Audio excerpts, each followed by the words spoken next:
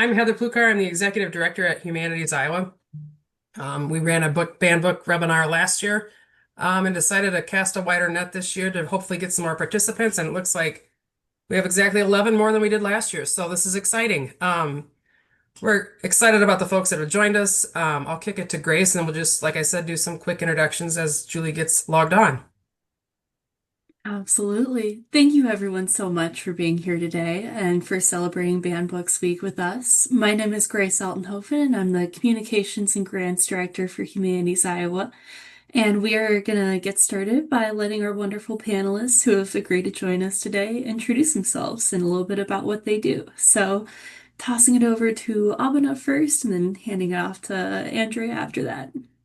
Thank you, Grace and Heather, and for all of our participants and attendees. I'm Abena Sankofa Imhotep, and I am the CEO of Sankofa Literary and Empowerment Group. I'm an author, a literacy advocate, and my work really centers creating spaces for lifelong learning, rooted in the scholarship of diverse authors and scholars. So I'm really glad to be here today. Hi, everyone. My name is Andrea McIlwee, and I am with Annie's Foundation. We are an anti-censorship advocacy group, a nonprofit based in Johnston, Iowa. We started this organization 3 years ago in response to some disturbing events that were taking place in our school district in Johnston, where a couple of young adult books were challenged, and some of us had no idea that was even a thing. So we met each other going to these school board meetings and reconciliation meetings. And although the books were retained, we learned a lot. We realized that this is not an isolated incident, and we decided that we need to get involved and see what we can do to combat this trend. So we started Annie's Foundation 3 years ago. And really our thing is educating people about book bans and giving away banned books at various community events because we think they should be easier to access and not harder. So I'm excited to be part of this panel. Thank you for inviting us to this conversation. And thanks for everybody who's joined and is interested in hearing about this topic. Thank you, Andy. And it looks like we had Julie and then lost her. So we'll see if maybe she'll be able to get back in. Melissa, would you want to go ahead and introduce yourself while we're waiting? Certainly. My name is Melissa Peterson, and I am the Legislative and Policy Director for the Iowa State Education Association, which is the largest public employees union in the state of Iowa, representing more than 50,000 education professionals. I have the pleasure of being on the front lines every single day at the State House, as some lawmakers try to make it more difficult for our students and education professionals to access intellectual freedom. And make sure that we have all of the resources at our disposal to help all of our kids feel welcome in our school districts. And I'll just note, Andy, I had the pleasure of speaking on a panel last night with Sarah. I thought you looked familiar.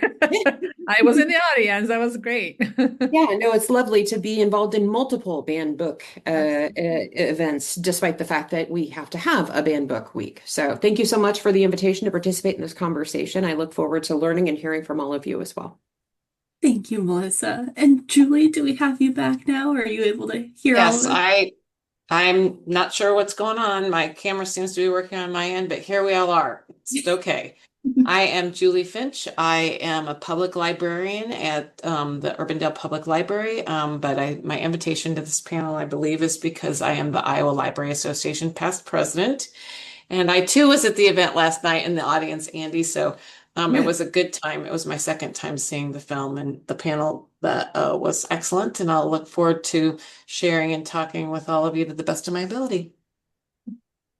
Thank you all so much again for being here. And as everyone's heard, there are a lot of banned book events going on this week, so please look up other banned book events near you, and you'll probably see a lot of these folks at the same events.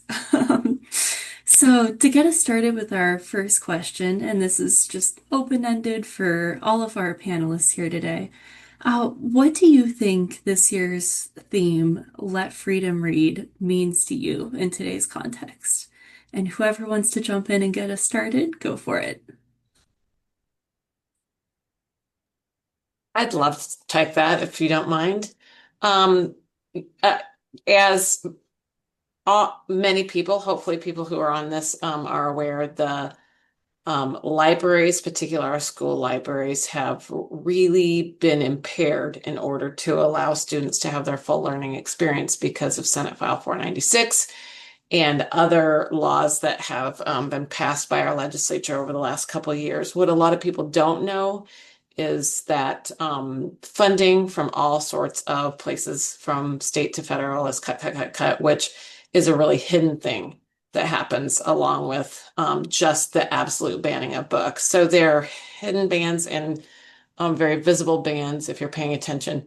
But the freedom to read is what makes us a democracy. The freedom to read is the First Amendment in action. And so when we ban books, we are inhibiting speech, and we are making sure that our populace does not think in clear ways because they lack the information. So that's what the freedom to read means to me. I love this question. The freedom to read is everything. Reading to me is life sustaining. I, as a writer, not just the CEO of my organization, but I'm a writer first. So we write because we want to have that connection, that intimate connection with our readers.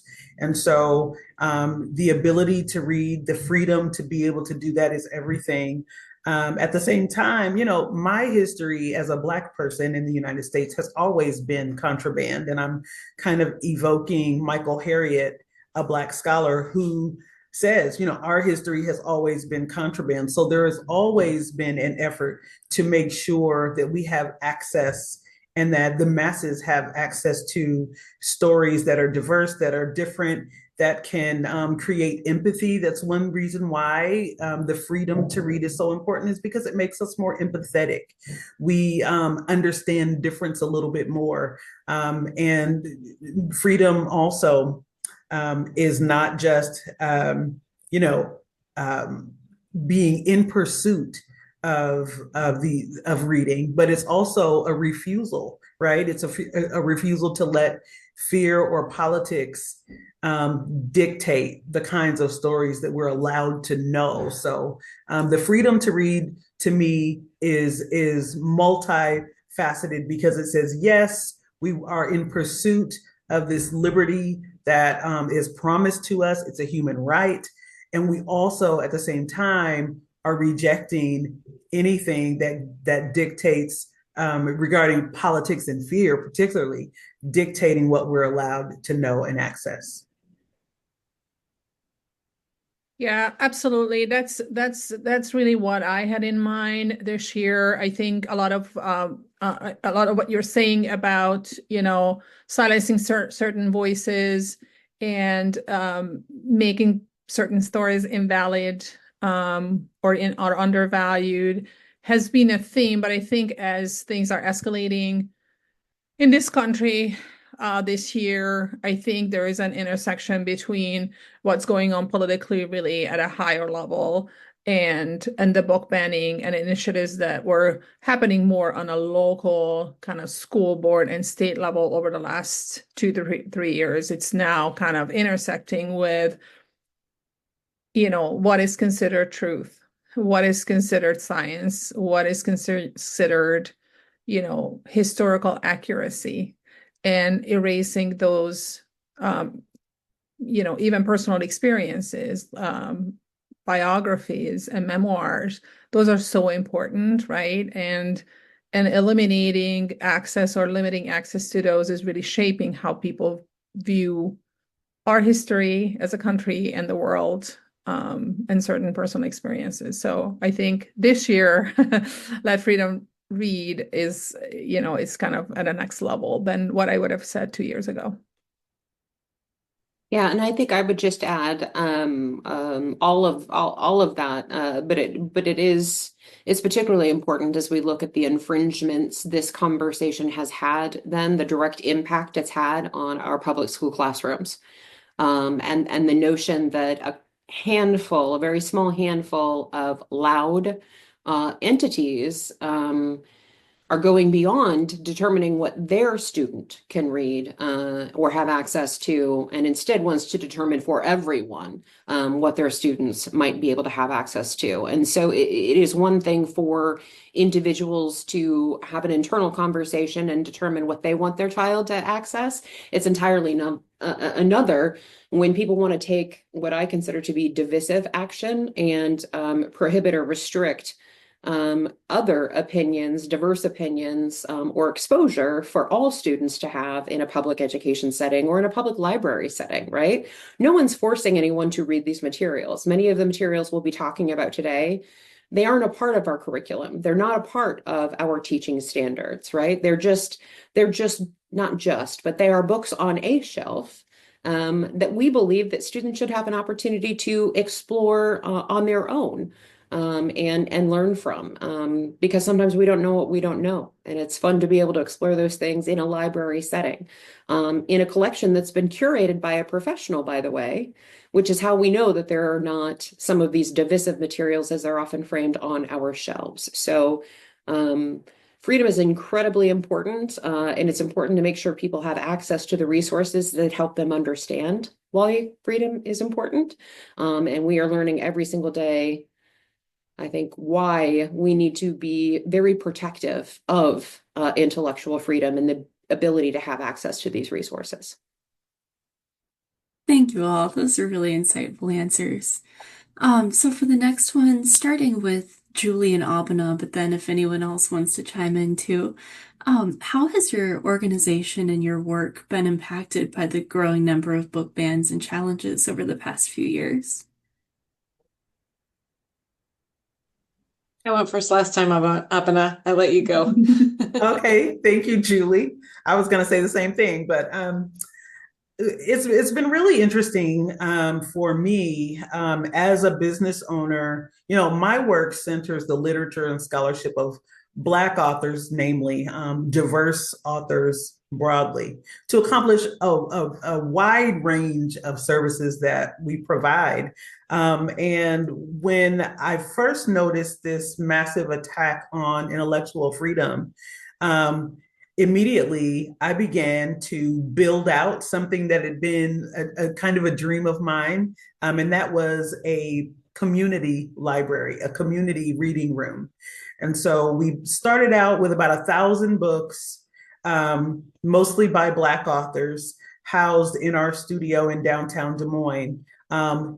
Because we invited the community into this project, we started an annual book drive called Pages of Power. We got such a great response from our community that now we receive donations of books that have been banned, books that aren't banned. And now we have over 3,000 books in our collection.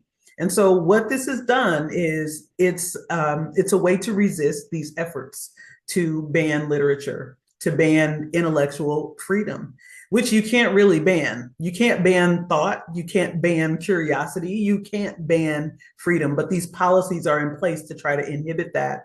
So our what I call Culture Keeper Community Reading Room stands as an effort to say, if you don't have access to the books that you want to read, or maybe you don't know what's out there, you're free to come inside of our reading room and select a book and be enlightened. And we will even help you build a community around what you're reading. So that's one way that we've been impacted, is that it gave us another way to live out the purpose of the organization. We're not going to cower. We're not going to back down. We're going to continue. You know, when they say don't do something, that's when you need to do more of it. So that is what we are doing, inviting our community in and saying, here, we have 3,000 plus books for you to choose from across all genres. available to you at any time. And we'll even help you build a community around that. And so that is one way, we are willing to absorb some of that shock to say we continue to serve our communities. You want me to go next? Yeah, Andrea or Julie, if you want to go next. I'm happy to jump in. So I love what you do, Abena. I think it's wonderful. The more places, the more spaces we can distribute these books, the better. My only reaction to that, to what you said, is that unfortunately people need to get to you, right? So it's obviously the more we can do of this, the better, and it's awesome what you're doing. It's just so disheartening knowing that most kids, have maybe a lack of transportation, or they can get to places like what you're offering, or even the public library, where for the most part these books in Iowa have been safe, right? So hopefully we won't be doing this for the long term, right? But what I would say is for our organization, you know, unfortunately, we have been in high demand, right? Because of what we're doing and because of where the legislation is going.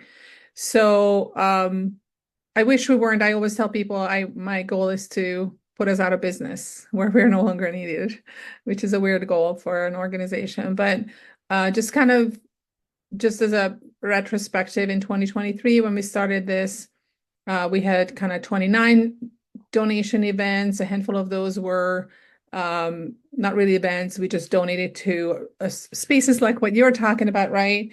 And we gave away about 4,100 books. In 2024, we had 30 donation events with 7,100 books. And this year, we're probably going to get to over 8,000 books donated across about 32 events. And we've been attending more and more panel discussions.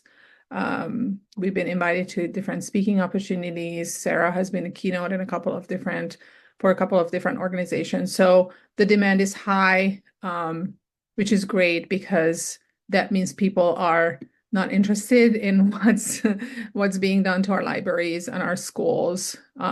So it's impacted us in that the demand for what we do has increased. And Abena, I think you're saying the same thing, that there's a need for these types of outlets and spaces.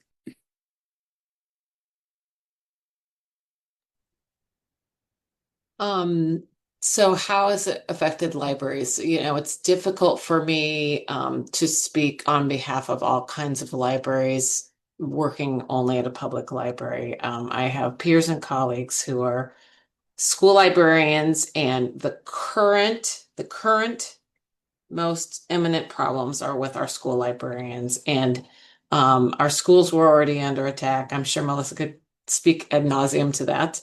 The cuts to the AEAs, all of those things affect the teachers and the teacher librarians greatly. And so they were already greatly under duress and underrepresented, to my mind, in the Iowa Library Association, which makes it really hard for us to help them because they're not able to be present. So that's an ongoing thing that has been hugely exacerbated by this. Many of our teacher librarians are being moved to not their libraries, but taking care of other things and other places in their schools. Some because, well, I won't even get into conjecture, but there's a lot going on with our teacher librarians and their ability to just do what they went to school to do, what they are good at, what they want to do. And that's challenging. But the real thing that I think both Andy and Abena have discussed so well is just it's that access piece. And when the funds are cut or when people don't understand, and that can be so many different ways that are impacted. I think we're already at a handicap with the lack of diversity in Iowa. And I think so many bills that are not related to libraries and schools are impacting our ability to communicate, et cetera, to reach across the aisle, our LGBTQ friends, and family are under duress. We're just hitting that point of everything. So the free access to ideas is so critically important. And all of us hitting the streets is something that we're having to do in ways that we never had to do. And we're all having a whole new learning curve, no matter where we're private, public, not-for-profit sectors. We're all having to learn in this, like, I already say, like, we're in a time where it's a fire hose of information, but we're also in a time of constantly having to reinvent and understand what the new rules of the game are. Every day we wake up, there's a new legislation or there's a new IMLS funds have actually been authorized, but then they're not being distributed. So in effect, they aren't being, and there were promises already made by the government with the funds that have not been, and libraries have spent the money. So it really impacts the ability to read, but also impacts like your cities and your towns and all of that, because the monies have been committed and they're not being honored by the federal government in particular. So it's just such a wide reaching, but the free trade of ideas at any of these places is what's the biggest threat. And I agree with Abena about the more they tell us no, the more we need to say, no, you don't get to tell me no. By the way, also Abena, Michael Harriot's my new favorite. I just finished his book, and I've just been telling everybody to read it. I think that's something we can all do, and that's what Annie's is doing, and that's what Abena is clearly doing. That's what our teachers are doing. That's what you all are doing by having us here. We just have to keep telling people, like, do it, read, get smarter, get more information, and read the books that bring you joy, because they have things in them too, like it doesn't have to always be a slog. Thank you. Melissa, did you have anything to add about the impacts on schools?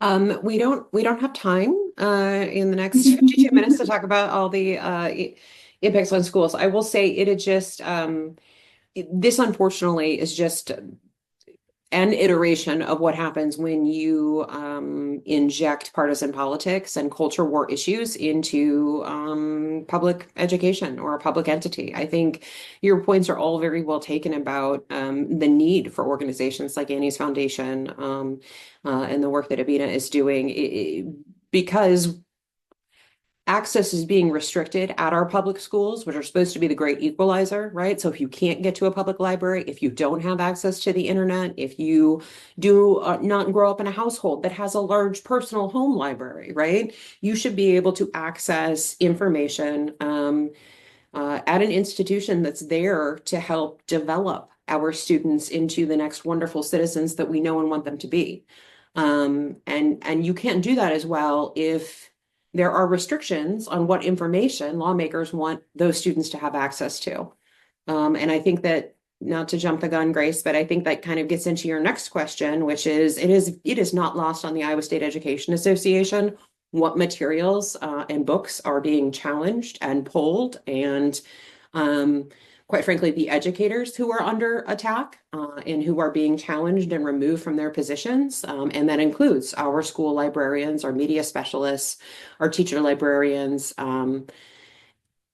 And they are the experts. They have gone through the training, right? They are the ones who have spent tens of thousands of dollars and years of their lives learning what is age appropriate, what is not age appropriate, learning how to collaborate with our parents and guardians and our community members to make sure that parents and guardians understand you do get to decide what you want your student to access, but you don't get to decide that for everybody, which is why schools are supposed to be the resource for everyone. So regardless of your socioeconomic status or your race or your sex or your gender identity or your zip code, you have access to materials that can help show you our big, broad, diverse, beautiful world, and create the desire for learning that our public education professionals strive to create every single day, without fear of reprisal and of losing their job. And unfortunately, that's a big trend we've seen in the last couple of years, and that's a way that our organization has absolutely been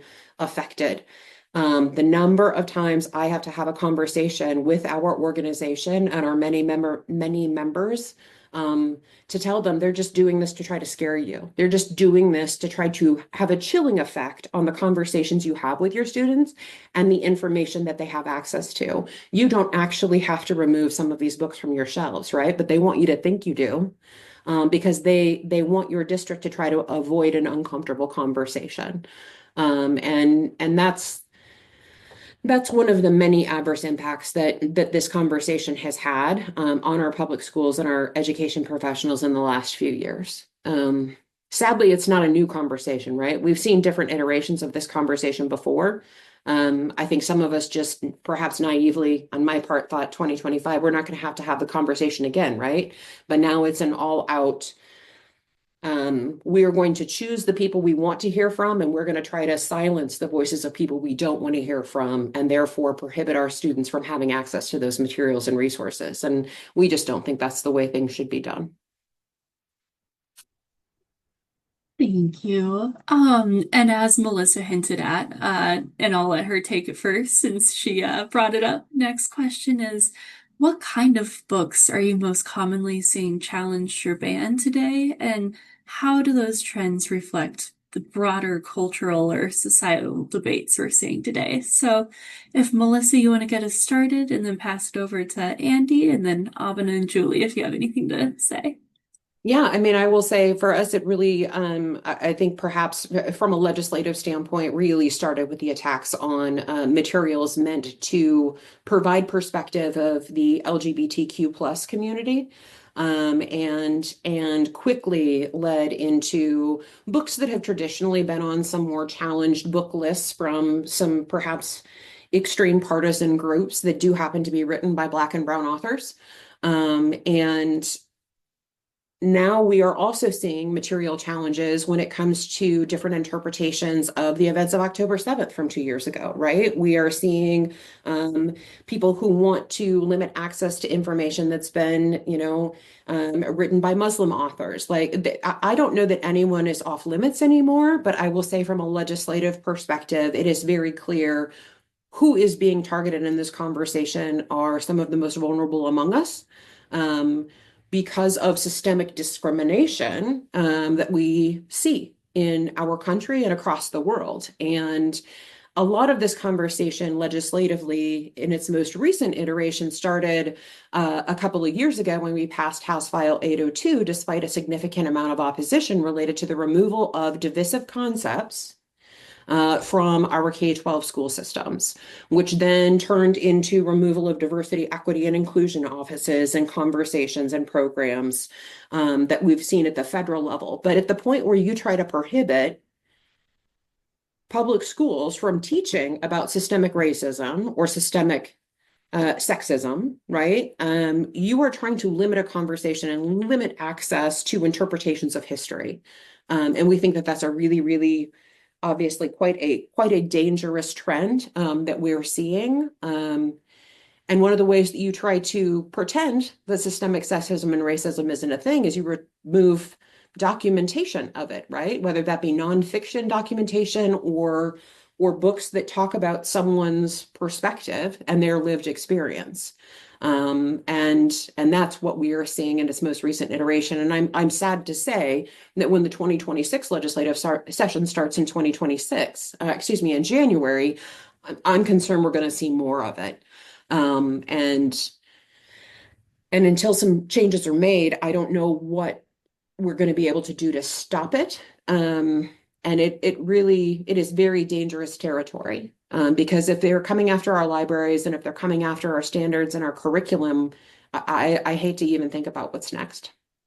And the only other thing I would say kind of in this space too is, just because I want to make sure I don't forget to mention it later, is that we need to make sure that folks understand they can have a voice in this conversation, right?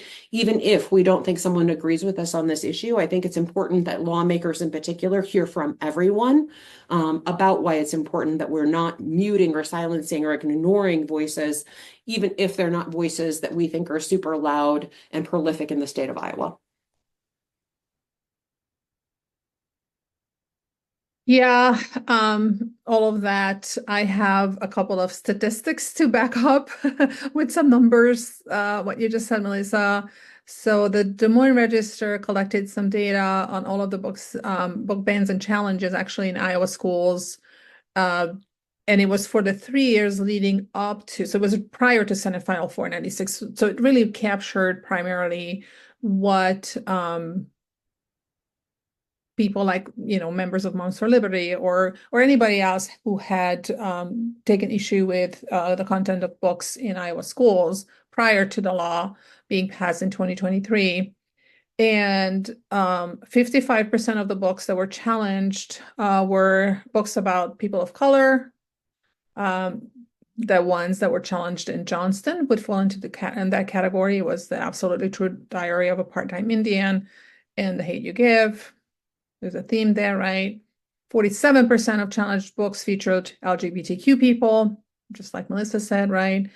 And then there's one very surprising statistic that is not often talked about, which is that 25% of the challenges were for books that told the stories of people who survived sexual violence.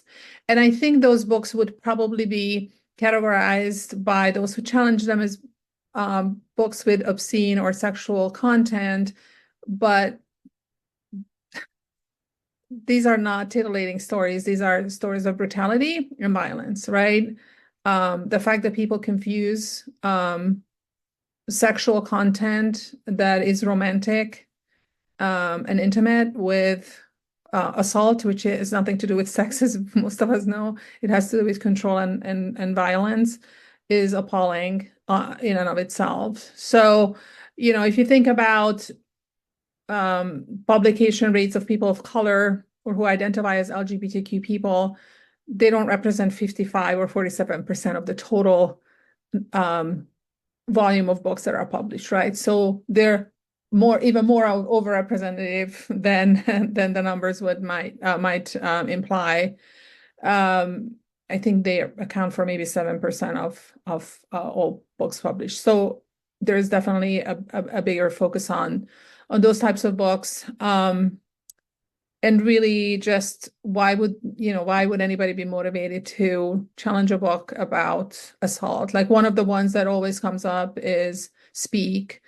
And I don't know if you are familiar with this book, but it's about a teenager who was assaulted by a classmate, and the assault is not described in graphic. I read this book. It's not graphic whatsoever. It's more implied. And it's about her processing what happened to her and her mental health struggles and her friendships falling apart. It is such an important story. These stories are so important. It teach people about what happens to somebody who can't share this experience with anybody, who cannot seek help, who doesn't feel comfortable talking about it, even with her family, and what it does to her. And it can be so relatable for somebody who doesn't know how to deal with something like that happened to them, and how to, that they're not alone, that this happens to other people, and then they need to seek help, right? Like these are lifelines. This came up earlier, right? Books can save lives. So those are the types of books, just to kind of wrap it up, those are the kind of books that are being challenged, and they are important in very, very different ways, right? Like people need to see themselves in stories. They need to see the world that are not in the world that's different than the bubble that they live in.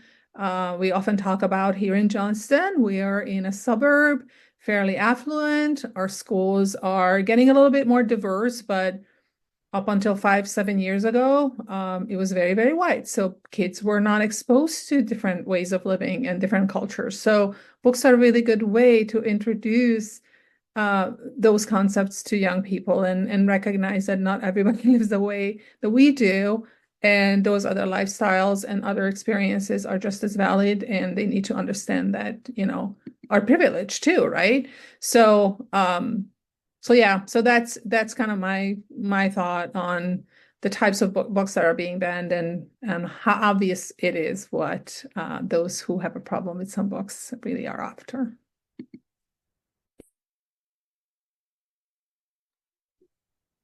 Brother Julie, did you have anything to add to that?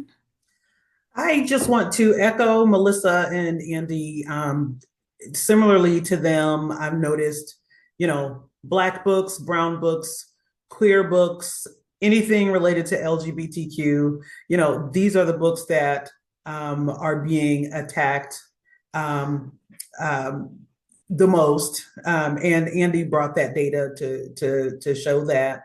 And I mean, my question is, we understand why, right? We understand why this is happening. It's to maintain white supremacy, it's to whitewash our history, it is to reinforce this idea of nationalism, white Christian nationalism, and to maintain this homogeneity, and it's an indicator that it's the death cry of white supremacy that this is happening. Our country is diverse, our communities are increasingly diverse, and oftentimes people feel like something is being taken from them, but in really we understand that it's not. This is people using their voices. It's a powerful thing to construct the narrative. It is a powerful thing to tell your own story. So we have to continue the work of resistance and pushing back on the threat against the threat of erasing cultural memory. At the same time, I don't want to romanticize. I don't want to risk romanticizing reading, particularly among adults. I recently read a study that fewer adults are trending as reading less for joy. So although we want to resist book bans, we're shadow banning ourselves to a degree by not reading at all. So I'm saying, let's read, period. Read anything and everything anyway.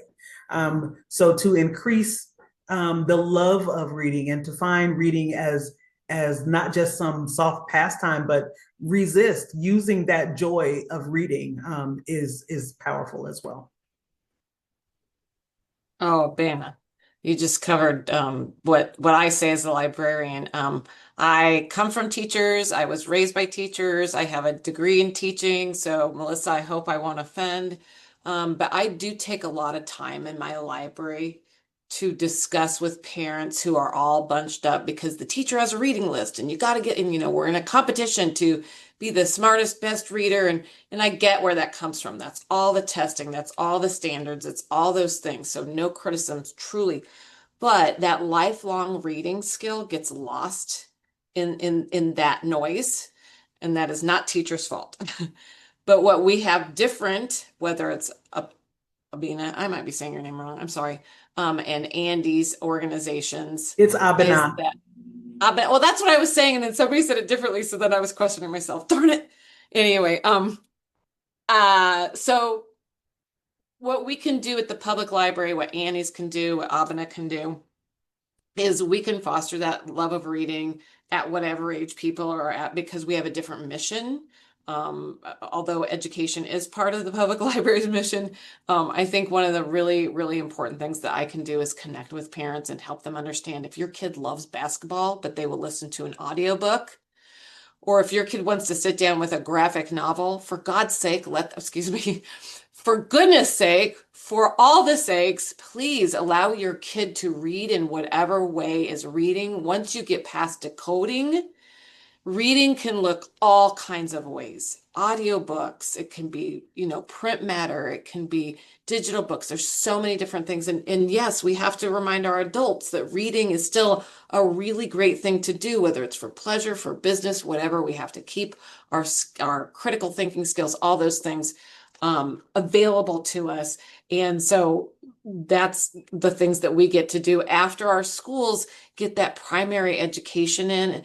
And hopefully we work together I know teachers are working hard to help kids still have a love of reading, but that's a hard road for them. And I know that. So we all have to spread the word. And I do. I mean, I've got my 5,000,001 elevator pitches about just like, did you know we have at the library? And I hope I trick them into coming for cake pans or steam kits or we have all these crazy things at the library now, which I love, love, love, love, love, but we get them in the door for our programs, for whatever is, and then we remind them.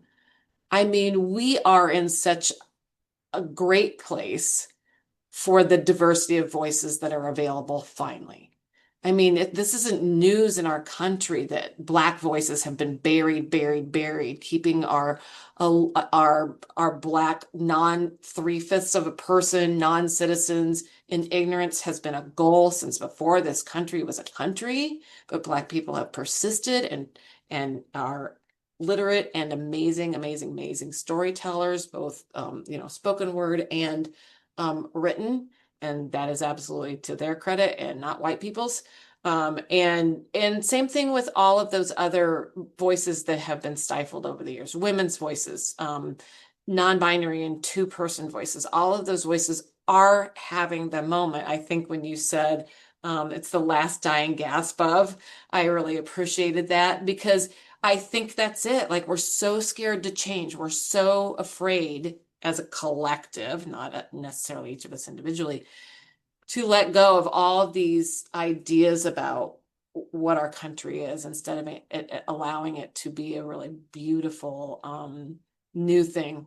Go back to some old ways that were before even our country was a country, and some new ways as we come together and understand each other better. So I have hope, even in the face of all of this nonsense. And I usually use the word nonsense because if I used other words, I'd probably not get out of bed in the morning. I agree. The nonsense is probably the best word we can get sometimes. So, kind of tying back to what I think a few of you have already touched on, how do book bans affect students and youth's ability to develop critical thinking skills and understand multiple perspectives? And Abena, Melissa, if one of you want to start, that would be great.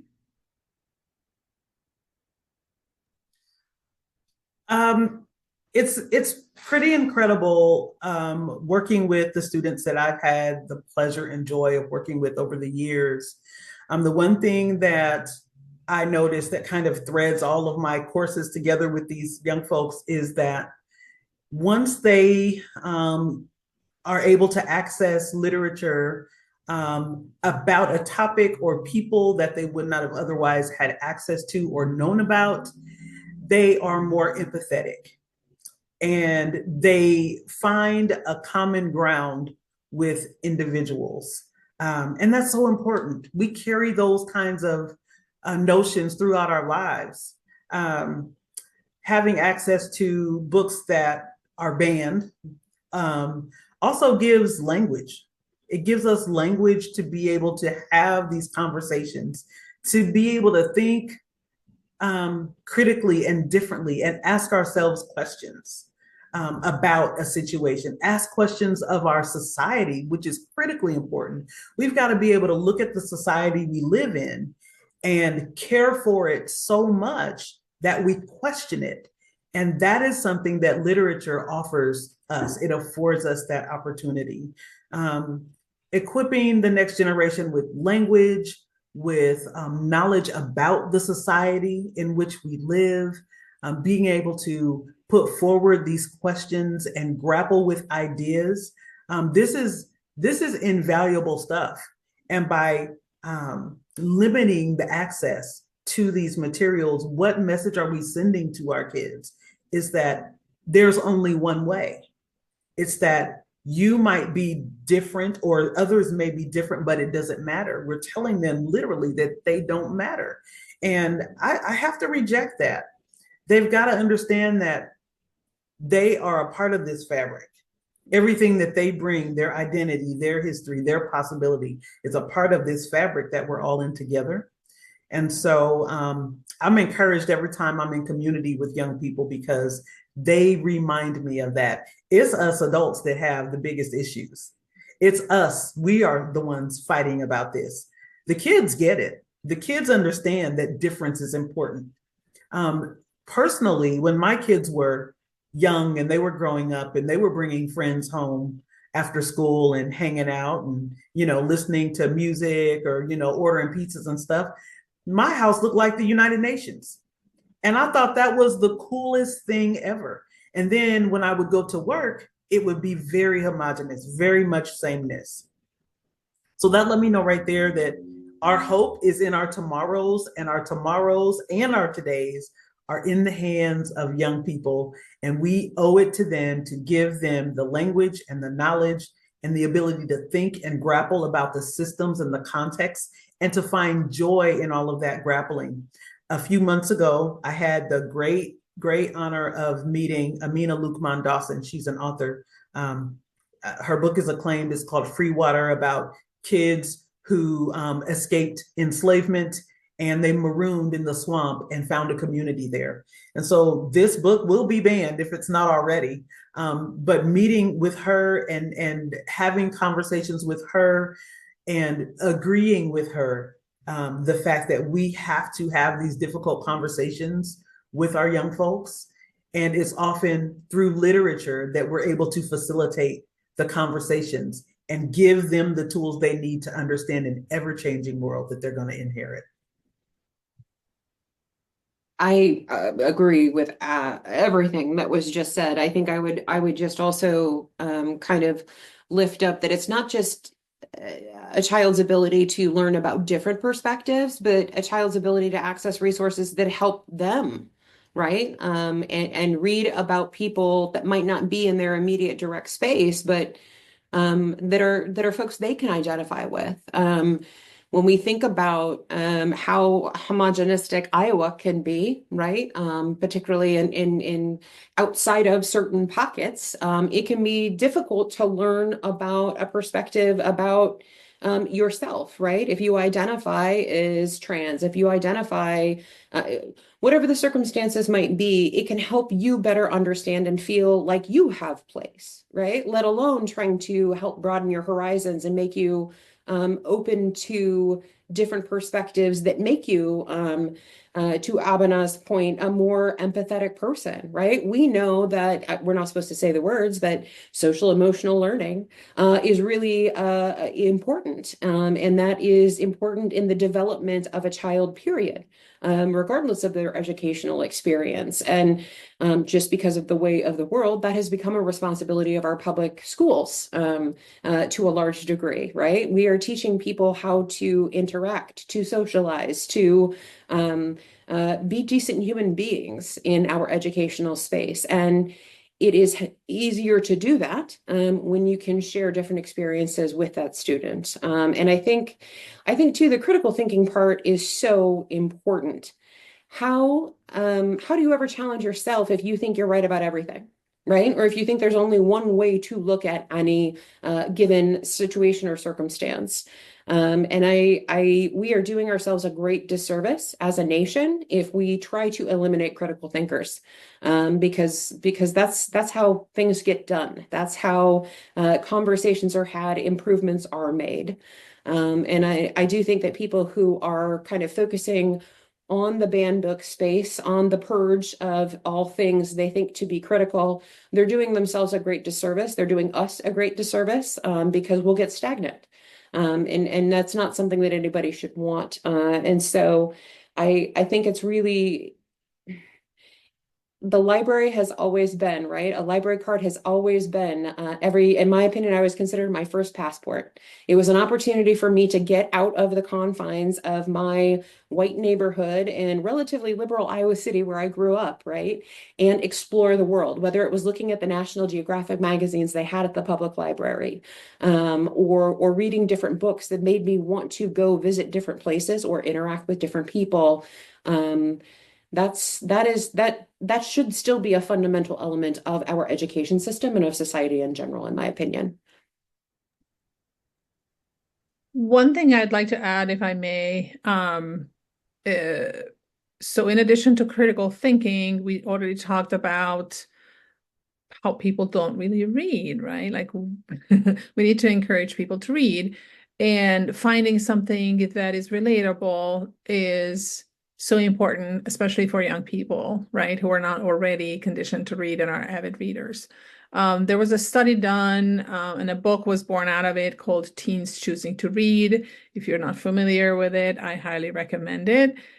This book is based on a study that was done by a couple of researchers who went into, I can't remember where it was exactly, but they chose an inner city school somewhere, and they went into an 8th grade classroom, and they threw away the literacy curriculum. And instead of assigned reading, they supplied dozens of different books. So instead of here are 3 books that you can choose from, here's a library of books that you can choose from. And they offered the student opportunity to select the book that they want to read.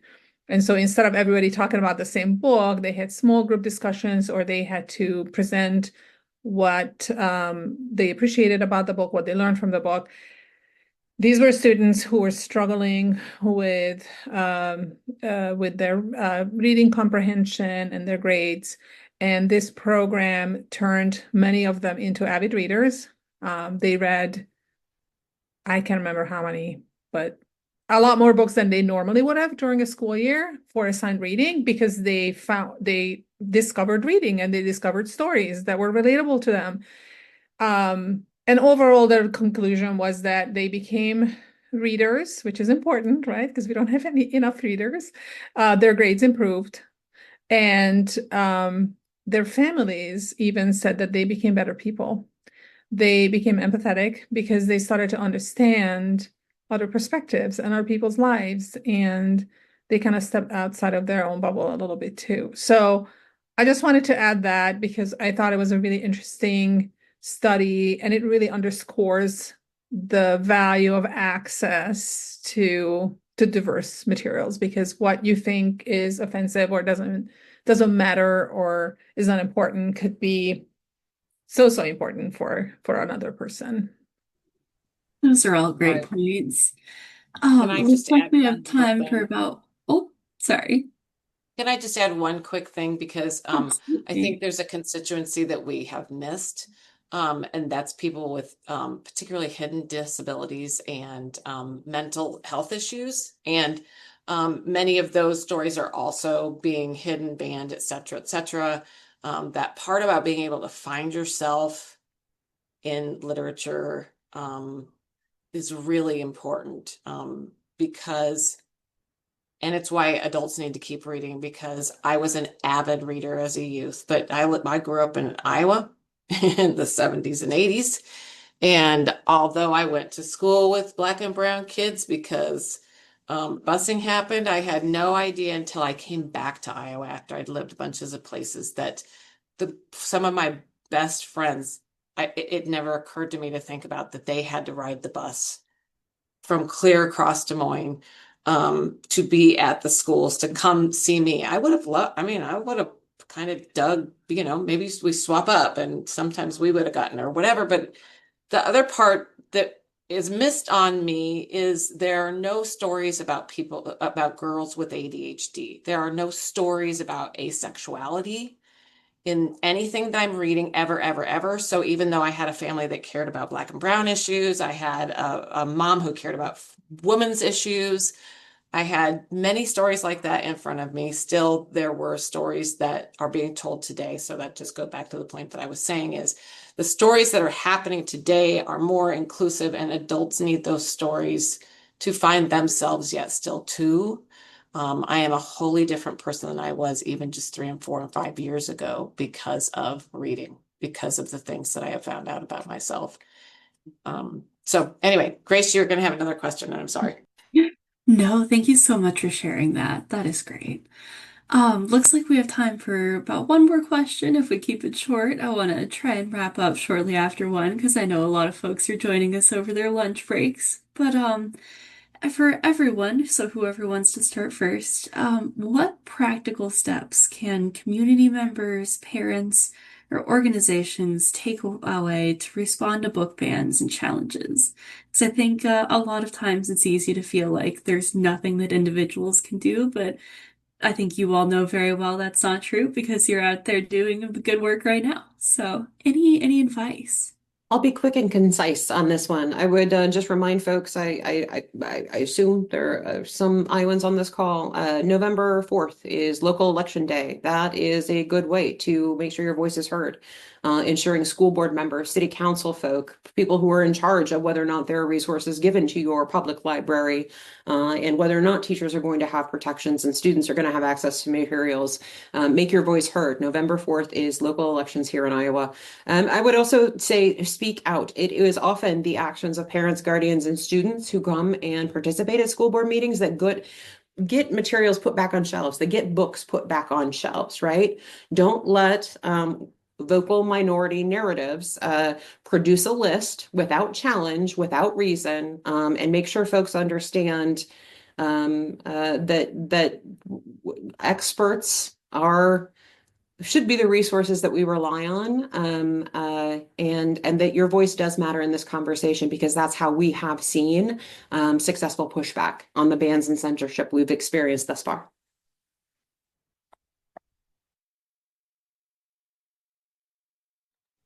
I have another thing to go to. If I could say really quickly, I would say yes, vote.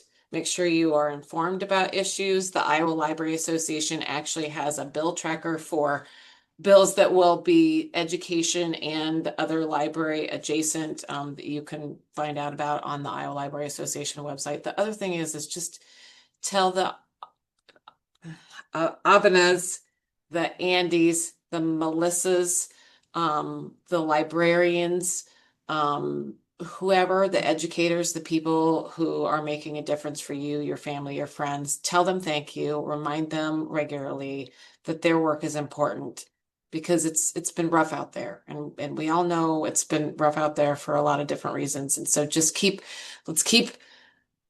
helping each other, being compassionate and kind. Thank you very much. Thank you, Grace and Heather, for this invitation and this time. Shout out to all of the teachers, librarians who are doing their jobs and making sure that students are equipped and prepared, even in this difficult climate. And then shout out to Andy and Sarah and Annie's Foundation, Melissa, Julie, all the work that you guys are doing. I would say, along the lines of what can people do, practical steps: read, start a book club, use books as gifts, buy books and share books, create your own personal library, even if you start with 2 books. And I know for some people, purchasing books can be a luxury, but you can reach out to Annie's Foundation and get access to books. You can reach out to Sankofa Literary and Empowerment Group and gain access to books. But start by reading, then begin constructing your own personal home library, and then grow it into a book club so that you can build community around those ideas. Yeah, just one quick add. All of the things that everybody has said, 100% agree. Spread the word. We go to a lot of, like I said, we've done probably 25 community events this year, all over Des Moines area and other cities, and we have conversations about book banning with people, and so many people do not know what is going on. And I don't want to be critical of those people, because 5 years ago I may have been just as oblivious. My kids were young, I was busy, I wasn't paying attention, right? So I do not want to judge people for missing certain pieces of legislation that have passed in Iowa. But it is an eye-opening experience talking to people who are looking at the list of books and say, what? When did this happen? And what is this legislation? And why is this happening? And so talk to people in your life, make sure they're aware.